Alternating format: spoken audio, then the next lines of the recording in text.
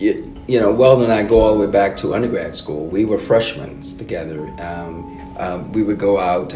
We have our girlfriends, and we go out on double dates and go out and eat. We used to eat Chinese food all the time. We were fraternity brothers. We pledged the Alpha Phi Alpha fraternity together. He was one on the line, and I was number 5, and it was 10 of us. Pledging a fraternity makes you even closer. So we were charter members of Alpha Phi Alpha Fraternity Incorporated, the Alpha Zeta chapter. It's a thing called Hell Week, and we had Hell Week, and that was the 10 of us had to go through Hell Week, which consists of a week of hell, per se. If hell is anything like that, I don't want to go back there, okay? But we had to really bond as brothers to take care of each other, and so that was just a remarkable experience.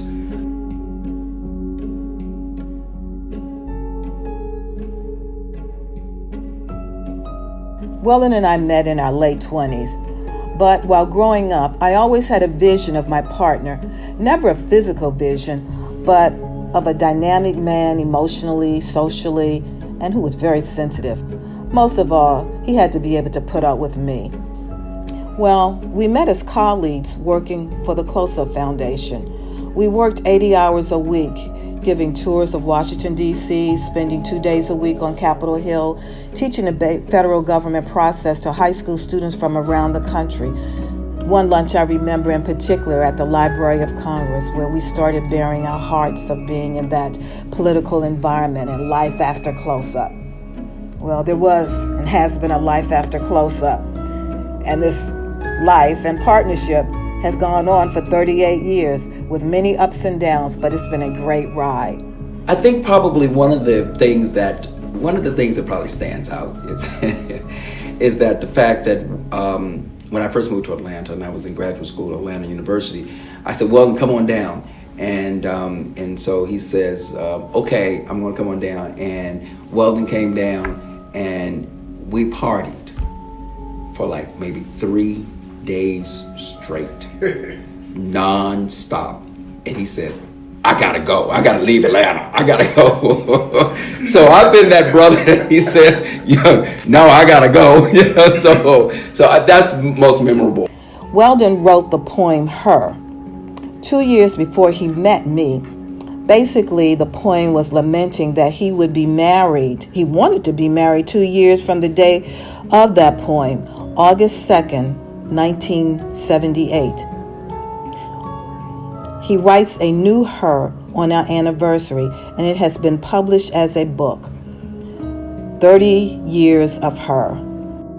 One of the interesting things, connectings, is that I grew up in the CME church, and he was United Methodist and became CME. What? And now I'm United Methodist and he's still CME. But professionally, Pastor Thomas is a pastor's pastor. He mentors, teaches, preaches. Have you ever seen your granddaddy preach? Yes. What were you thinking when you saw him preach? I was thinking that he was a great preacher and he was serious when he did that, but he was also really funny. He'll say, "Have thine own way." Ah, my God. Have thine own way. Lord, you are the potter, I'm just merely the clay. Mold me and shape me in thine own will. Hey, Lord, thank you, Jesus. Thank you, God. Help me be still. And then he'll go into a prayer. So that's what I'm talking about. We were in college. I remember I came to DC during maybe in the summer. And I think that's one of the earliest times I can remember Dad and I just kind of, chatting a little bit, talking. I thought he was cool, very down to earth. I think it was really awesome the way in which the guys that you grew up with saw him as the go-to dad to talk to. He was just he showed me how to be a man. and showed me how to love a woman, how to take care of business, how to cover myself, how to keep God first. He made sure that we were taken care of at all times. And he always sacrificed himself to make sure that we had everything we need. My dad was like the cornerstone of our house, you know. It was never not clear that, you know, our household, you know, wouldn't work without my father. He had this thing called the Board of Education. And when he first brought it to my attention, I actually thought it was like a board membership. Like there are people around the table to talk about what punishment it was going to be, whether it be family or friends. But it was actually a board that he got from his fraternity, the Alpha Fraternity Incorporated. Just a little plug for Alphas. I just wanted to be sure. And he used to beat me with it. That thing hurt, brother. My father always knew when I could do better than what I was doing. And that became really interesting in high school when I was almost intentionally not doing as much as I could. Why give 100% when I could give 75% and then give 25 to whatever girl I was dating at the time or whatever I was going through. You know, it's like he never let me forget that. And conversely, when I did do something very well, he was never surprised. You know, he was always like, well, I always knew that you had this in you. You know, thanks for working to 100%. Integrity, integrity, integrity. Make sure that you are true to who you are. Never let the dollar drive you. You drive the dollar. And he always instilled, and to also be a leader and not a follower, which is one of the biggest things. Being a leader and not a follower. Did your granddaddy love you? Yes, very much. How do you know?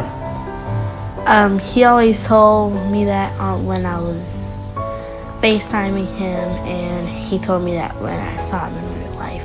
I've grown to know him as dad, but to see him as granddad, making up songs like Little Bozo for Zion when she was little, and him engaging with Weldon now is just remarkable. It's really awesome to see how he lights up.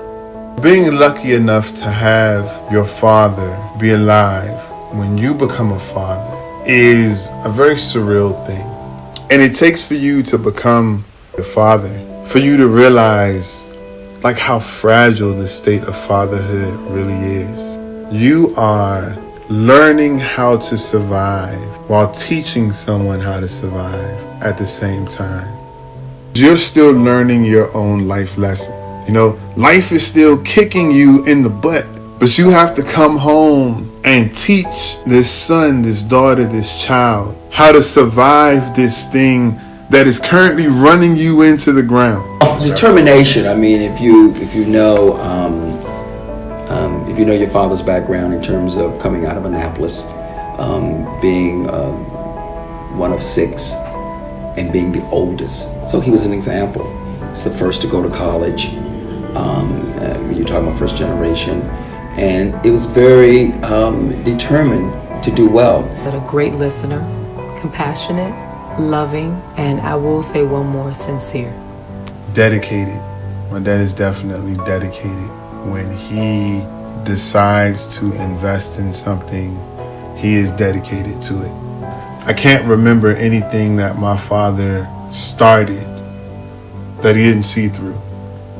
I would say brave, because right now all of these tough treatments that he has to do, and having to travel a lot, I know it's really hard, but he's like pushing through it. But he's such a hero for all of us, and he just is such a rock star. Dad is just, I mean, the fight that he has, you know, it's and what I tell everybody, and not just dad and mom, I say, Mom, thank you for being so amazing and being right there with him. But what I tell everybody is This is not a sad time. Not even a little bit. This is a celebration. We go to Houston every 2 weeks, and we're going to keep doing it until he gets cured. Whatever you need, you can count on me to be there. I'm a brother for life. Not just for a moment, but for life. I'm your friend. I hope that you feel better soon, and I miss you. And when I come up there, I will tell you that I'll always love you. I'll always care for you and be there for you. I'll say this because I don't think I've ever shared this with you in person. When Monet was pregnant, we did have the conversation about naming him just Richard Cain Thomas II. And somehow it just wasn't good enough. It wasn't good enough for what I wanted for my son, right? And when I really sat down and thought about the type of person that I wanted him to be, that I wanted him to grow into, I mean, just without a doubt, I had to name him after you. And he will always know that he was named after Weldon Gregory Thomas, the best man I've ever known. I love you, Dad.